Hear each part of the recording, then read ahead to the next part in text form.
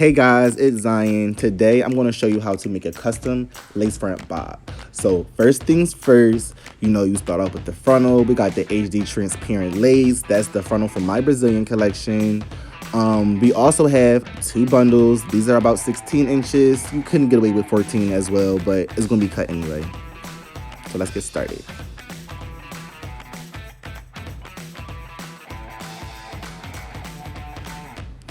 So the W2 I use only for lace, not bleaching hair. For the developer, I only suggest to use that if you're skilled enough to do that. Tint brushes, tint bowl, you need that.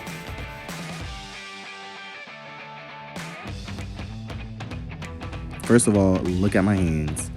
So, no. Yeah, first of all,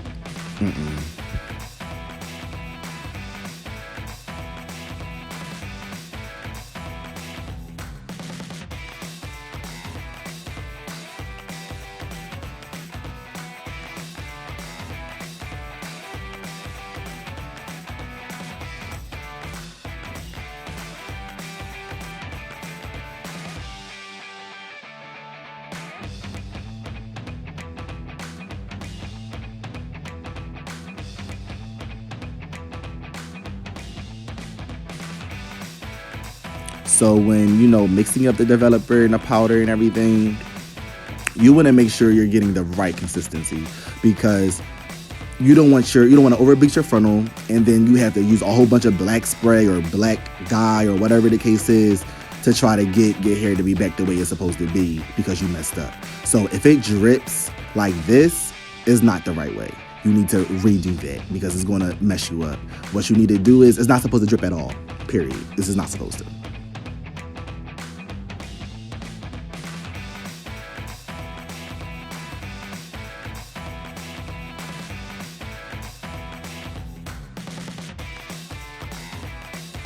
So when you're putting it on the lace, you have to make sure you're getting it everywhere. Everywhere you see hair, even if it's on the baby hair part where people want to put their baby hairs and everything like that.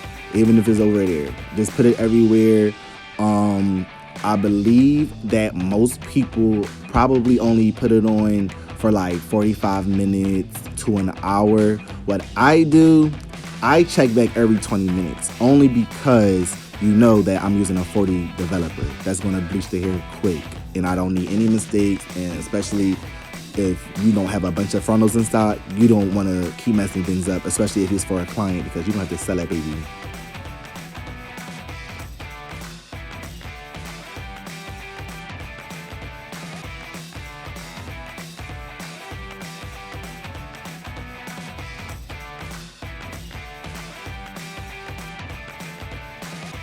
So now that we're done bleaching and whatever the case is, we're going to wait 45 minutes and we're just going to leave it like this. What I always do is I keep it on the face because you don't want it to bleed through. So I always use Shimmer Lights shampoo and conditioner to take out the brassiness out of the frontal. When you bleach it, it could possibly turn brassy, especially if you got a real cheap frontal. When you're, make sure you're lathering it up like this. Like, this is exactly what you need to do. Hey, so let's get started. So basically, anytime that I'm making any type of custom wig, I always pull the back down. I stretch it all the way over the dome, because trust me, you want to stretch it.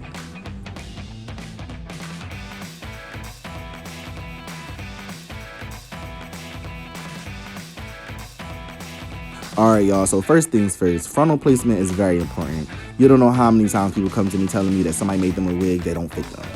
I don't know what that's about. But basically how I always measure it, I always make sure that the lace in the front looks like kind of like an M. You know what I mean? Like, it's just, why am I hugging it like that? Okay. Yeah, so you see how it's just bunched up like that in the front? That's how it needs to be. So this is how it's going to look once you put the frontal on the right way. The lace does not need to be on the frontal. The only thing that needs to be on the frontal is the back part that you see. You see that part right there, that white part? That's the only part that needs to be on the actual dome cap.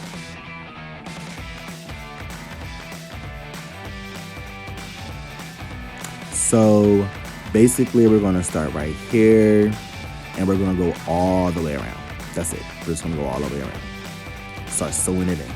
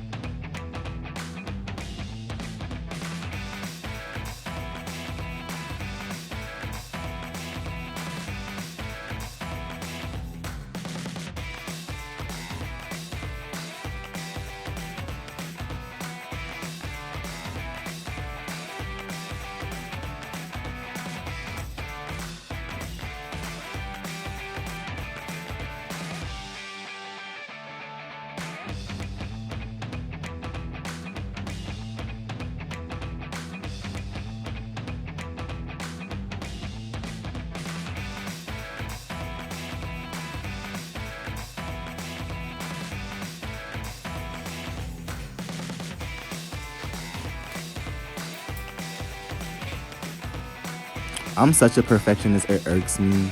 Like, I try to do everything so perfect in me. But you see how fat that is? Period.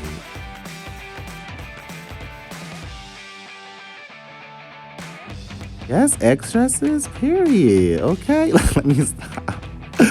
Let me stop. Period, though.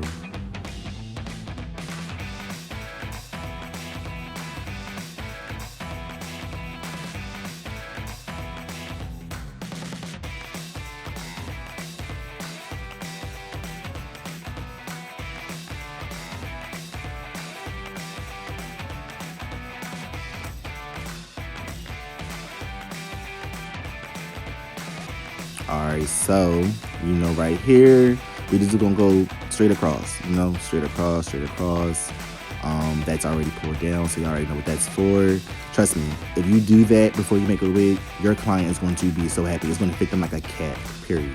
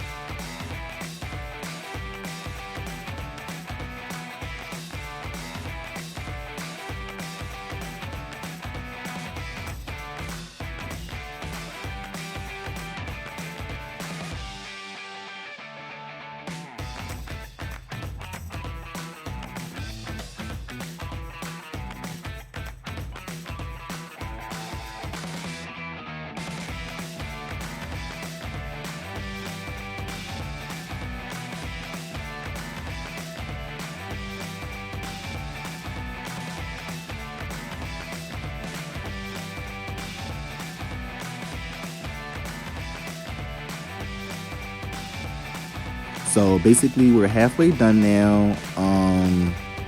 You know, I make wigs really flat. You know, I like it real flat like that. It just, I don't know, it just does something to me.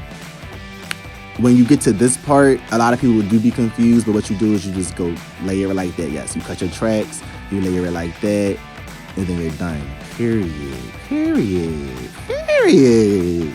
So I'll be using Super Silkening to style this unit today. Yeah, you'll see why I'm using it. That's that work, okay?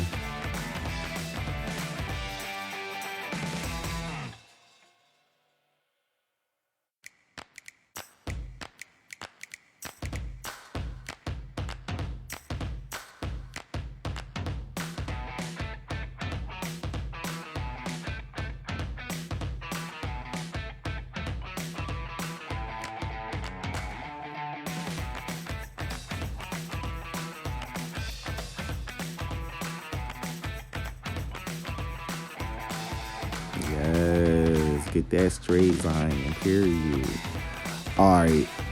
My bad, y'all. When I was cutting this unit, why was this bottle in the way? Like, I did not even know. And mind you, once you cut it, I can't be like, oh well, let me just cut it again and move the bottle out the little can out the way. I already did it.